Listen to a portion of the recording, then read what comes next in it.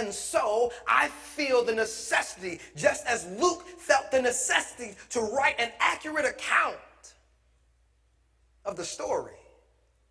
Because if we don't hold to the story, we might believe the lies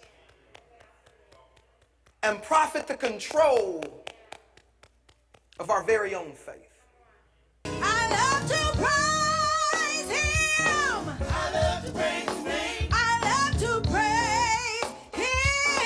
I love to praise his name. I love to praise him. I love to praise his name. Luke chapter 1, starting at verse 1, and it reads, "Many people have set out to write accounts about the events that have been fulfilled among us.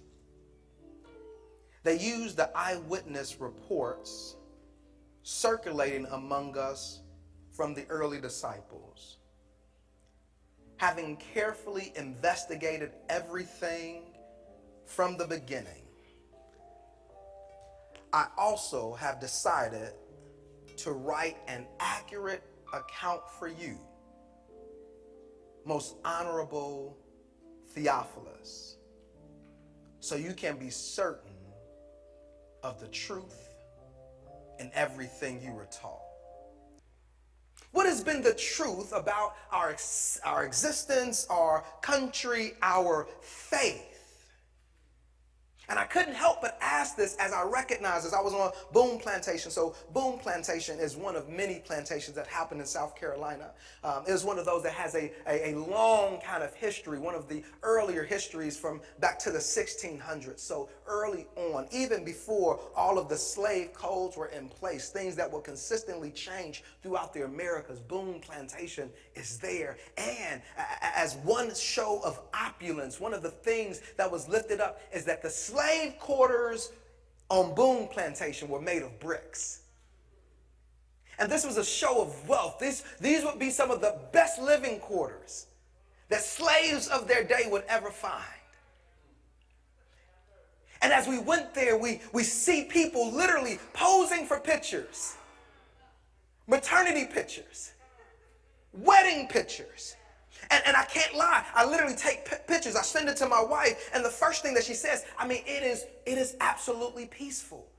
It is beautiful. You see tree moss hanging from the trees. You see the beautiful grounds, the way the trees have encapsulated and covered over. It is green everywhere, brooks running through. You can see the space where the tide comes in and recesses out. It is absolutely mind-blowing. 4,200 acres. This place is enormous. And as they walk us through the house, which had been rebuilt multiple times, and we listen to the stories, no one echoes the stories of the hundreds of slaves that sat there. In fact, watch this. And I think this is when I got shook. They showed us the orientation of these slave quarters and what the planters would do in an effort to control is they would create a space where the slaves could worship. And it is the quarters that is the closest to the master's house, because their practice of faith was the largest problem to their enslavement. So the controlling of their faith became the largest solution to their profit. He won't ever, never let me down. He's just a jewel that I have found.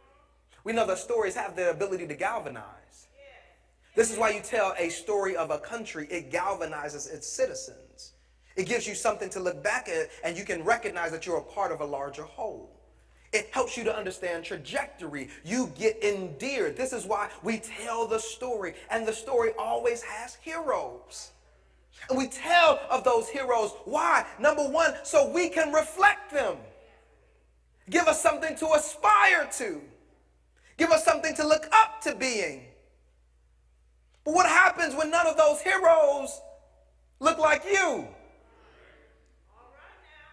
What happens when those heroes have actually been fighting against you? Who's the keeper of the story? Our faith is no different. If you think about it, it's literally a collection of stories. The story of the Israelites, the story of Abraham, the story of the release of Pharaoh, the story of the promised land. These are stories that help us to understand what God has done. And if we don't have accurate depictions of the story, we might believe about God what has never been true about God.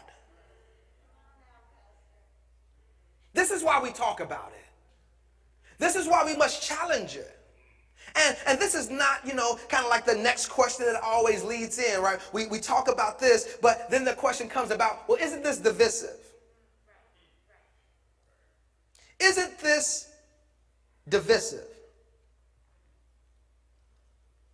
I believe that this is hugely problematic because when we tell the story a certain way, it puts unbearable weight upon individuals who have been X'd out of the story, trying to fit the false truths that have been given. I will